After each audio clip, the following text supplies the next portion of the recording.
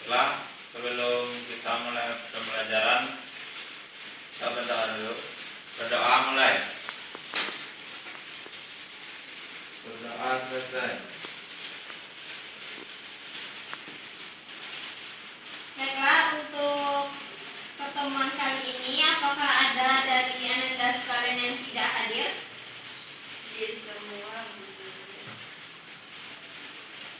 Ibu harap untuk pertemuan kali ini Ananda semua dapat untuk menyimak pembelajaran serta dapat memahami apa yang disampaikan hari ini, karena ini sangat penting untuk pembelajaran atau materi ini akan berkaitan dengan pembelajaran minggu depan.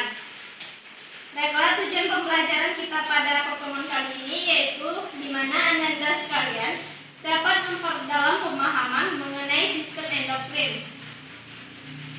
Yang kedua yaitu dapat menjelaskan mengenai fungsi serta sifat kerja dari sistem endokrin. Yang ketiga, siswa dapat menjelaskan struktur testis dan ovarium beserta hormon yang akan diekspresikan pada manusia. Baiklah, untuk memulai pembelajaran kita pada hari ini, sebelum itu Ibu akan membagi kalian untuk menjadi dua kelompok. Kelompok satu yaitu terdiri dari Mardia sama Desi Susilawati. Silakan mendekati kelompoknya. Kelompok dua yaitu Dina Sarfareza, satu kelompok dengan Faida. Nah, baiklah, pada pertemuan kali ini Ibu akan menggunakan metode nomor atau penomoran. Di sini Ananda masing-masing Ananda mengambil nomor yang telah Ibu sediakan di depan.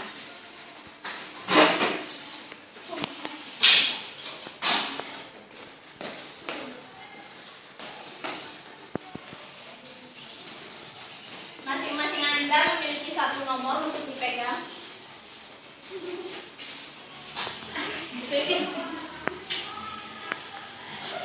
Baiklah, di sini Ibu akan menjelaskan sistem pembelajaran kita pada hari ini, yang mana akan ada dua pertanyaan yang telah Ibu sediakan untuk kalian bahas per kelompok. Yang mana pertanyaan pertama akan dibahas oleh kelompok 2, sedangkan pertanyaan kedua akan dibahas oleh kelompok 1. Yang mana pada sistem kali ini, sistem pembelajaran kita kali ini, masing-masing Anda telah memegang nomor 1 dan 2.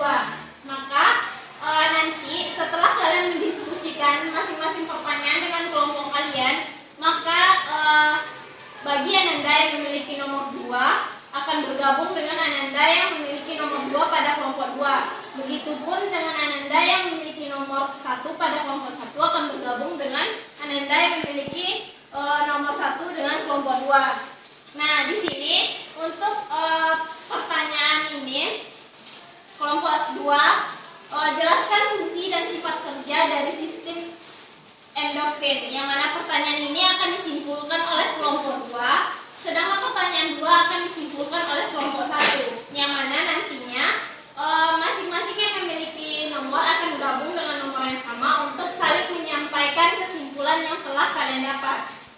Apakah sampai sini Anda paham? Paham, Bu. Nah, baiklah. Ibu akan memberi kalian waktu dari sekarang 10 menit dari sekarang. Silakan kalian catat pertanyaannya serta simpulkan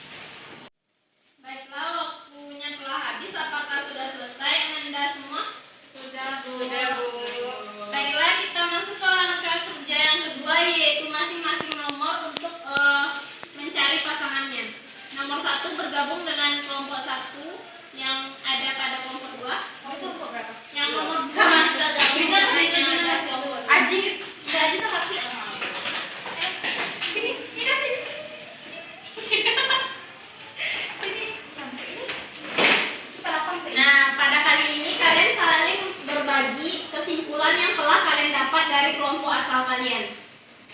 Ibu berikan waktu untuk saling berbagi 5 menit dimulai dari sekarang.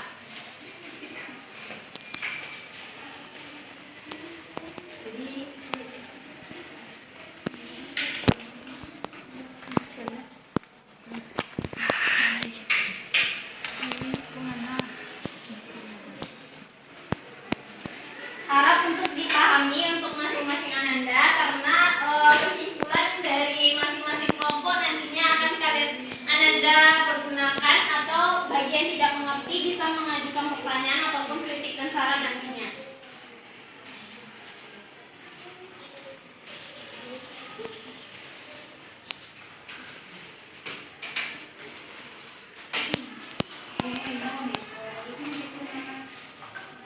Baiklah, waktunya telah habis.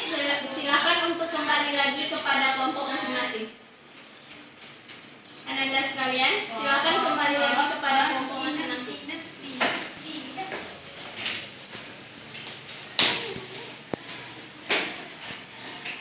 Nah, baiklah. Kepada Ananda sekalian, silakan untuk kelompok 2 menjelaskan kesimpulan yang kalian dapat dari diskusi kalian. Untuk pertanyaan nomor 1. Baiklah, bagi Anda sekalian yang pemegang nomor 1, silakan jelaskan pertanyaan nomor 1. Untuk kelompok 2.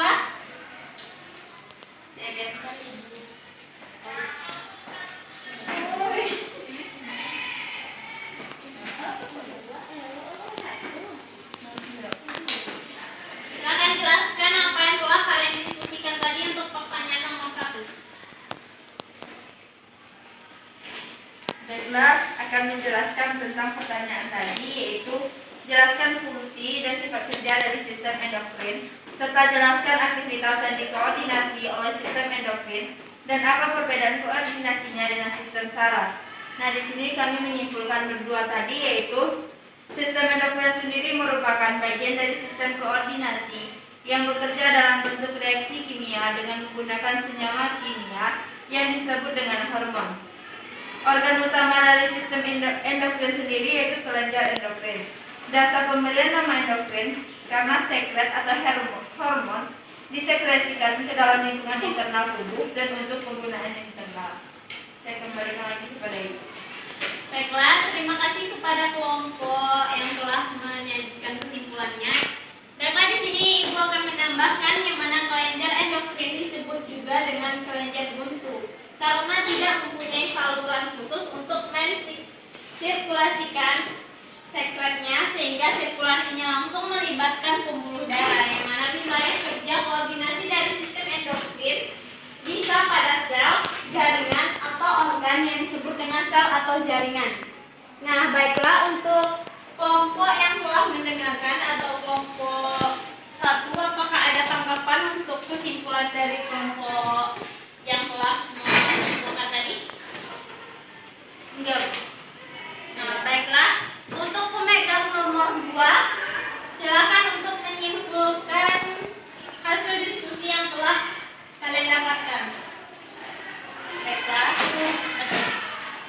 Jadi kesimpulan dari kelompok 2 yang saya dapat dari bersama Dina dan Tia tadi, yaitu testis adalah organ utama dari sistem genilatia atau reproduksi, dan dalam hal ini juga bertanggung jawab sebagai salah satu dari organ sistem endokrin. Sebagai organ endokrin, testis dan ovarium bertanggung jawab menghasilkan hormon-hormon yang berperan dalam mengkoordinasi proses fisiologi yang seperti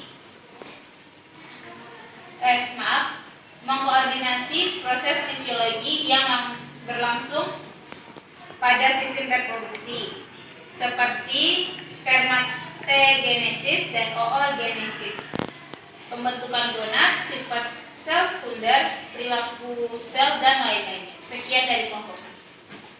Nah, baiklah, untuk kelompok yang telah mendengarkan atau bagian Anda sekalian, apakah ada pertanyaan untuk kesimpulan dari kelompok penyaji? Tidak. Baiklah, di sini Ibu akan menambahkan sedikit dari paparan yang telah dijelaskan oleh kelompok 1, yang mana struktur testis yang berperan sebagai struktur endokrin adalah sel Leydig atau disebut juga dengan sel interstisial, yang mana sel ini berada di antara lipatan tubulus seminiferus. Yang mana hormon yang disekresikan adalah hormon testosteron atau androgen yang dapat berperan mengatur proses spermatogenesis, mengatur pertumbuhan dan perkembangan sifat sel sekunder jantan seperti pertumbuhan jenggot, kumis, kulit lebih kasar dan tebal, postur tubuh lebih membidang. Nah, sedangkan pada struktur ovarium yang berperan sebagai struktur endokrin, yang mana sel folikel dan antrum dari folikel berperan menghasilkan hormon estrogen yang berfungsi mengatur proses oogenesis serta mengatur pertumbuhan dan perkembangan sifat sel sekunder betina. Nah, baiklah, sampai di sini materi kita pada hari ini. Apakah masih ada yang